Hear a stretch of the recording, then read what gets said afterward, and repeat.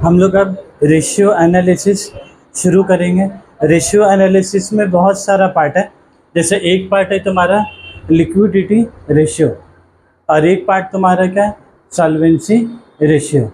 Liquidity ratio का मतलब हुआ है कि कोई बंदा अगर तुम्हारे कंपनी में आता है अपना पैसा मांगने के लिए, शॉर्ट टर्म लाइबिलिटी, कोई पैसा अगर शॉर्ट टर्म लाइबिलिटी अगर मांगने के लिए आता है तो तुम्हारे पास उतना कैश या लिक्विडिटी मौजूद होना चाहिए जिससे तुम उस बंदा को पेमेंट कर पाए।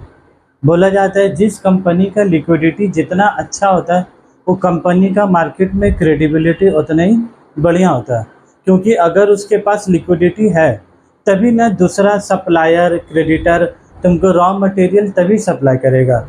तुम्हारा अगर लिक्विडिटी ही नहीं है, तुम्हारे पास कैश ही मौजूद नहीं है, तो तुम अपना करेंट लाइबिलिटी को या क्रेडिटर को, बिल्स पेबल को तुम पैसे कैसे लौटा पाओगे?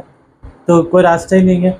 तो इसीलिए हर एक कंपनी, जो दूसरे कंपनी भी होता है ना, ये रेशियो एनालिसिस किसका निकालेंगे, ए लिमिटेड का, जो भी एग्जिस्टिंग कंपनी उसका। लेकिन कोई दूसरा कंपनी है, बी लिमिटेड, सी लिमिटेड, ये लोग, वो कंपनी भी तुम्हारा ये रेशियो एनालिसिस ये लोग क्या है दिखता है, तुम्हारा करेंट रेशियो का क्या हालत है, तुम्हारा क्विक रेशियो का क्या हालत है। हालत मतलब जैसे करेंट एसेट हुआ मान लो 4 लाख रुपया, करेंट एसेट हुआ मान लो सबको ऐड करके 4 लाख रुपया, करेंट लाइबिलिटी हुआ तुम्हारा मान लो 2 लाख रुपया। तो इसके इंटरप्रिटेशन कैसे करेंगे? 2 लाख का करेंट लाइबिलिटी देने के लिए, 2 लाख का करेंट लाइबिलिटी देने के लिए तुम्हारे पास 4 लाख का करेंट एसेट है। 2 लाख का करेंट लाइबिलिटी देने के लिए कंपनी के पास कितना करेंट एसेट है, 4 लाख का। मतलब अगर कोई अचानक से 2 लाख रुपये मांगने आ गया तो हम उसको इजीली 4 लाख रुपये दे सकते हैं कि नहीं दे सकते हैं? आराम से 2 लाख निकाल के क्या है दे सकते हैं। तो अगर रेशियो की बात करें तो 4 लाख डिवाइडेड बाय 2 लाख तो इक्वल्स टू तुम्हारा कितना आ जाएगा? अगर रेशियो की बात करें 4 lakh divided by 2 lakh equal to कितना करता, 2/1। और ये लोग जितना भी रेशियो तुम निकालोगे ना, 2/1 के मतलब तुम्हारा आंसर में कितना निकलता है तुम्हारा, 2:1। तो 2:1 के मतलब होता है for every 1 rupee current liability there is ₹2 current asset. 1 रुपये का लाइबिलिटी देने के लिए 2 रुपये का तुम्हारे पास करेंट एसेट है। तो ये बढ़िया बात है कि खराब बात है? ये अच्छा बात है। तुम सब लोग क्वेश्चन में पूछता है कि क्या ये अच्छा बात है कि मतलब फेवरेबल कंडीशन है कि अनफेवरेबल है, तो अच्छा बात है। अगर उल्टा हो जाए, उल्टा हो जाए मतलब 2 लाख का करेंट एसेट हो जाए और 4 लाख का करेंट लाइबिलिटी हो जाए, तब बोलो क्या सिनेरियो कर दिया। अब पैसा मांगने आ गया 4 लाख रुपया और तुम्हारे पास कितना रुपया मौजूद है, 2 लाख रुपया।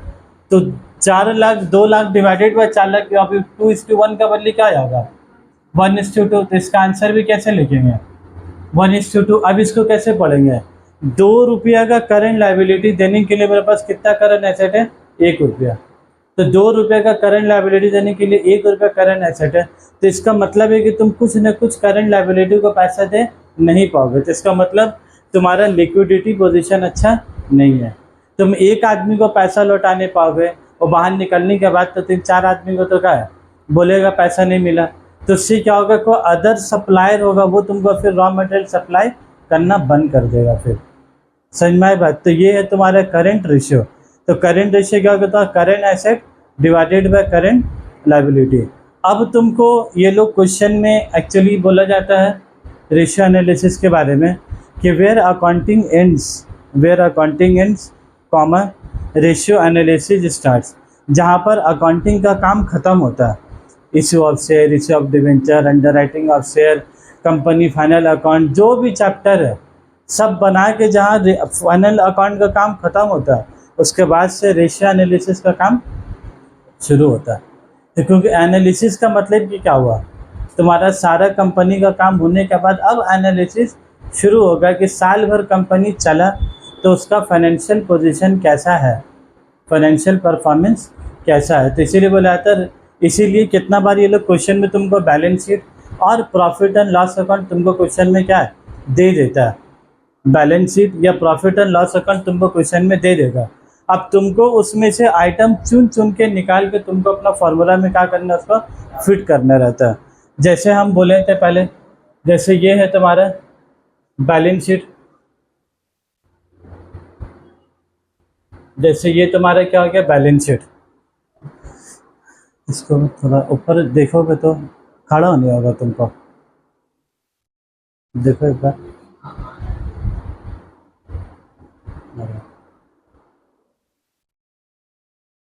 बैलेंस शीट में ये हम पुरानी वाला बैलेंस शीट बना रहे हैं, जिससे तुमको खाली बेस समझ में आ जाए।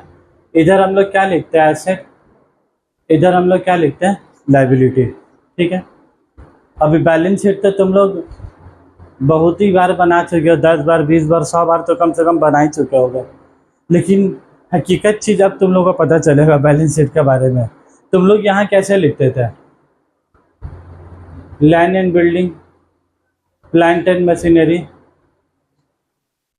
फर्नीचर। मेन मसला क्या है, खाली तुमको फार्मूला समझना मसला नहीं है, फार्मूला को कैसे लगाना है क्वेश्चन में, और दूसरा मसला इसमें। ठीक है। प्लांट एंड मशीनरी, फर्नीचर, ये सब हो गया तुम्हारा। और इसमें क्या होता है, तो उसके बाद हाँ, इसमें एक आइटम होता है डेंजर, इन्वेस्टमेंट। ठीक है, इसको हम बीच में लिखते हैं। उसके बाद डेटर्स, बिल रिसीवेबल। उसके बाद स्टॉक,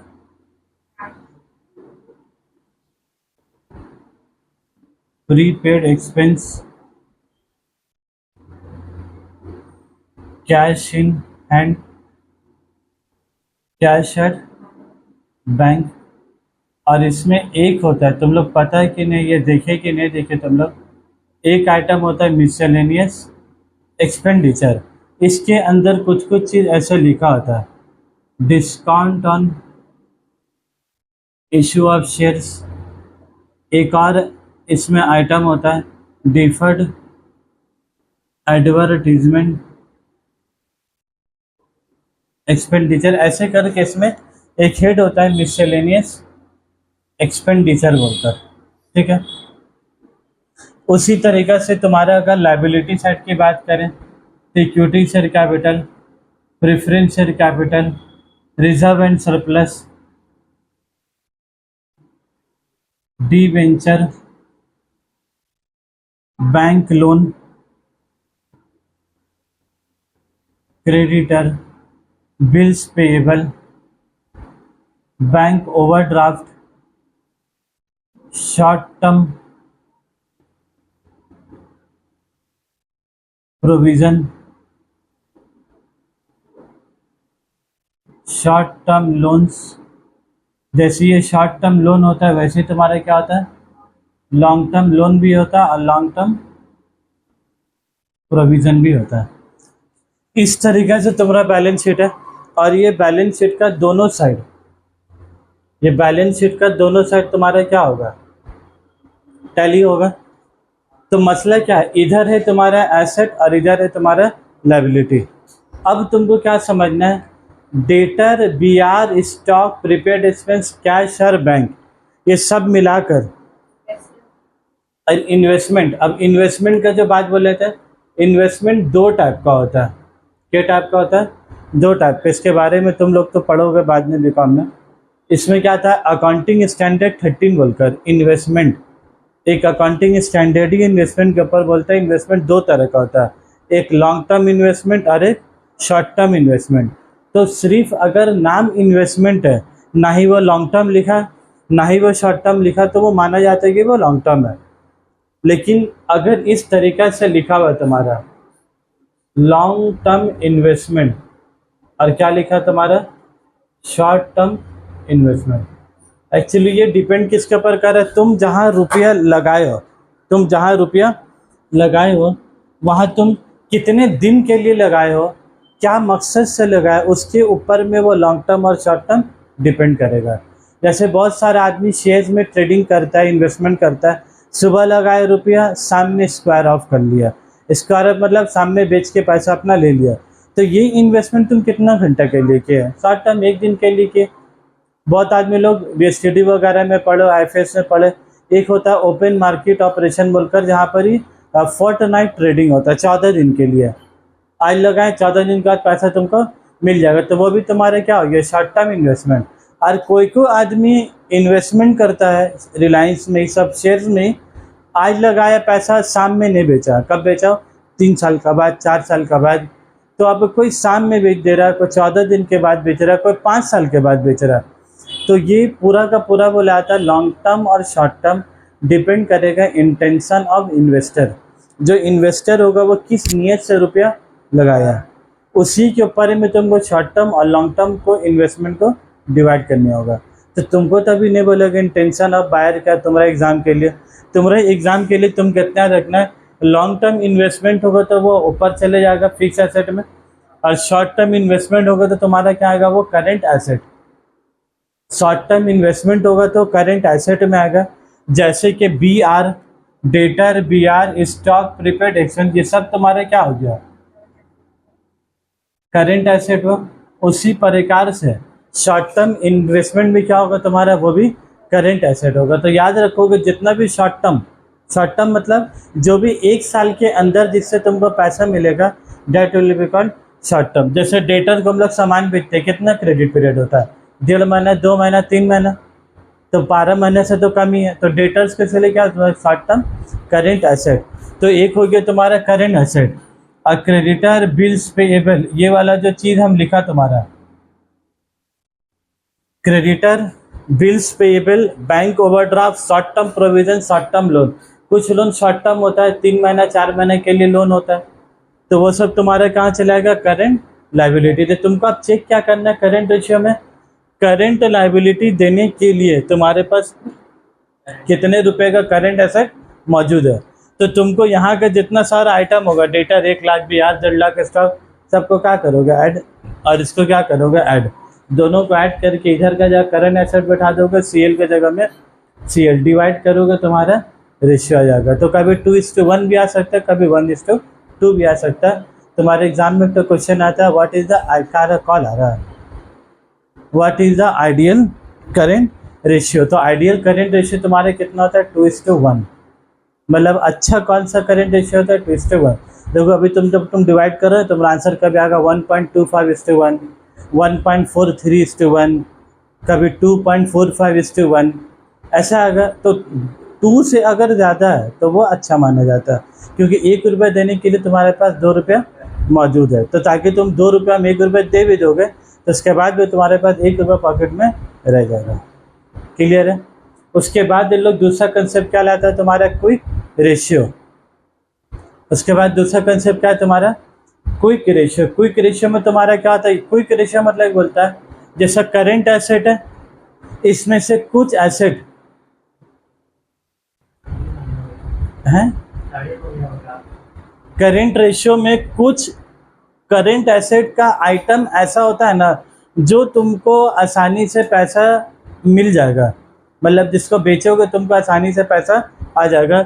और इसमें से कुछ आइटम ऐसा है कि जो पैसा आसानी से नहीं आता। देखने में तो लग रहा है करेंट एसेट है, देखने में तुमको लग रहा है डेटर 2 लाख का है भाई, 2 लाख मिलने वाला है। बी आर दिख रहा है तुमको 1 लाख, पैसा 1 लाख रुपया बिल रिसेबल से मिलेगा। लेकिन इसमें से 2 आइटम ऐसा है, एक स्टॉक, एक प्रीपेड एक्सपेंस। इसमें से 2 आइटम ऐसा, एक स्टॉक और एक तुम्हारा प्रीपेड एक्सपेंस, जो उतना आसानी से रुपया रिकवर नहीं होता। मतलब बेचने में क्या हालत ख़राब हो जाता है। देखने में तुमको दिख रहा पैसा है, लेकिन लिक्विडिटी उसका उतना बढ़िया नहीं है। तो क्विक रेशियो का मतलब क्या हो गया, अब करेंट एसेट में कुछ 2 करेंट एसेट ऐसा है जिससे पैसा रिकवर होने में टाइम लगता है, या पैसा आने में टाइम लगता है, मतलब लिक्विडिटी होने में टाइम लगता है। एक होता है स्टॉक और एक होता है प्रीपेड एक्सपेंस। अब प्रीपेड एक्सपेंस तुम लोग जान रहे हो, तुम लोग बहुत पहले क्लास चलाने पढ़े थे। Prepaid insurance, prepaid salary, prepaid wages, prepaid rent. बाड़ी वालों को एडवांस रेंट तुम दे दिए, महीना चल रही है, अगला महीना का दे दिए, तो तुम बोले अगर तुम एक्स्ट्रा पैसा दे चुके हो 15 दिन का, तो क्या वो 15 दिन का पैसा तुमको वापस करेगा, कि बोले अगला महीना एडजस्ट कर लीजिएगा। तो देखने में लग रहा है कि प्रीपेड एक्सपेंस 15,000 है, लेकिन वो पैसा आने वाला है, क्या आने वाला नहीं है। तो इसीलिए इन लोग प्रीपेड एक्सपेंस को क्या करते हैं, लोग तुम्हारा माइनस करता है। और एक स्टॉक को क्यों माइनस करता है, क्योंकि स्टॉक क्लियरेंस होने में क्या है, बहुत समय लगता है। तो इसीलिए अब क्विक रेशियो में अगर हम हकीकत बात करें तो तुम चाहो तो ऐसा भी कर सकते हो, debtor plus bill receivable plus cash plus bank. ये 1, 2, 3, 4 को भी ऐड करोगे तो भी तुम्हारा क्या आ जाएगा, क्विक एसेट आ जाएगा तो भी, और अगर तुम तो करेंट एसेट निकाल के रखे हो, पूरा सबको ऐड करके रखे हो, तो तुम दो चीज़ को माइनस कर दोगे तो भी तुम्हारा क्या क्विक एसेट तो भी आ जाएगा। तो चॉइस तुम्हारे पास है, या तो तुम फिर से 4 आइटम ऐड कर लो, 1 2 3 4 आइटम ऐड कर लो, या तो तुम्हारे पास 6 आइटम ऑलरेडी ऐड है करेंट एसेट में, तुम 2 आइटम को क्या करो, माइनस कर दो।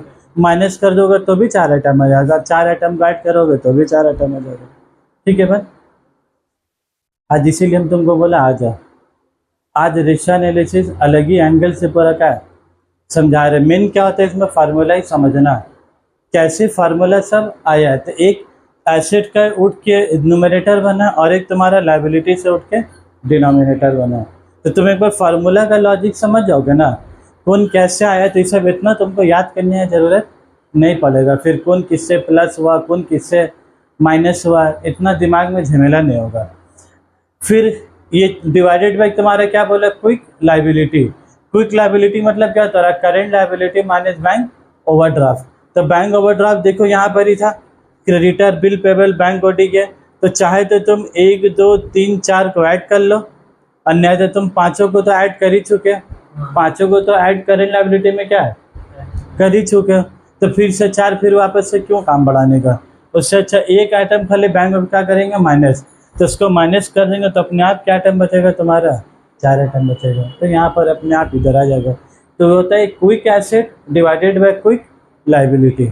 और एक कंसेप्ट होता है तुम्हारा सुपर क्विक रेशियो। मतलब यहाँ पर ही तो सुपर समझ रहे हो, यहाँ पर देख रहे लोग डेटर को भी उड़ा दिया। यहाँ डेटर से भी तो पैसे मिलने में क्या लगता है, टाइम लगता है। बिल रिसेबल से भी क्या मिलने में टाइम लगेगा, 2 महीना 1.5 महीना। लोग खाली किसके जरूर क्या लिया, कैश को लिया जो एकदम मौजूद है लिक्विडिटी पोजीशन में, बैंक जब डालेंगे एटीएम तब निकलेगा पैसा, तो एकदम लिक्विडिटी वाला लिया। और फिर एक क्या ले तुम्हारा मार्केटेबल सिक्योरिटीज भी एकदम लिक्विडिटी होता है, वो जो इंट्राडे फिर सब बोला ओएमओ ओपन मार्केट ऑपरेशन, वो सब बेचोगे तुरंत का तुरंत तुमको पैसा। ये कैश तुम्हारा पॉकेट में नहीं होता, ये कैश तुम्हारा कंप्यूटर में है, मतलब इन्वेस्टमेंट के तौर पर दिख रहा है इतना रुपया, उसको तुम बेचोगे तो झट से रुपया रिकवर हो जाता है, समय नहीं लगता। डेटर का तरह नहीं है, फ़ोन किया है मेरा घर में ही चल रहा वो चल रहा, बोल रहा इसका तबीयत खराब, तो पैसा देने में क्या बहुत समय लगा रहा है। लेकिन करेंट लायबिलिटी तो आगे का खड़ा हो जाएगा पैसा लेने के लिए। तो उसके लिए लोग एक और रेशियो निकालता है, super quick ratio, cash plus bank plus marketable securities divided by current liability minus bank overdraft. Clear है बात एकदम। तो ये हो गया तुम्हारा 3 टाइप का लिक्विडिटी रेशियो। तो हम एक बात इसमें बोलना है, करेंट रेशियो जितना तुम्हारा आएगा 2:1, जब तुम क्विक रेशियो उसी से वही डेटा से निकालोगे तो क्विक रेशियो उससे कम आएगा। जैसे 2:1 आया था तो ये फिर आएगा 1.45 या 1.75:1 ऐसे। कभी भी याद रखोगे क्विक रेशियो करेंट रेशियो से ज़्यादा नहीं आएगा, और सुपर क्विक रेशियो तो क्या आएगा तुम्हारा और कम आएगा, क्योंकि तुम न्यूमरेटर भी घटा रहे हो डिनोमिनेटर भी घटा रहे हो। तो जाहिर सी बात है फ्रैक्शन करने का बात करोगे तो आंसर भी तुम्हारा कम आएगा। तो करेंट रेशियो में, लिक्विडिटी रेशियो में तुम बैलेंस शीट का एक बात देख लोगे, क्या ये लोग इसको किसी को छेड़छाड़ किया है, बिल्डिंग मशीनरी। करेंट रेशियो में ना ही तुम्हारे इसका कुछ काम है, ना इक्विटी प्रेफरेंस, इस सब का कोई काम है।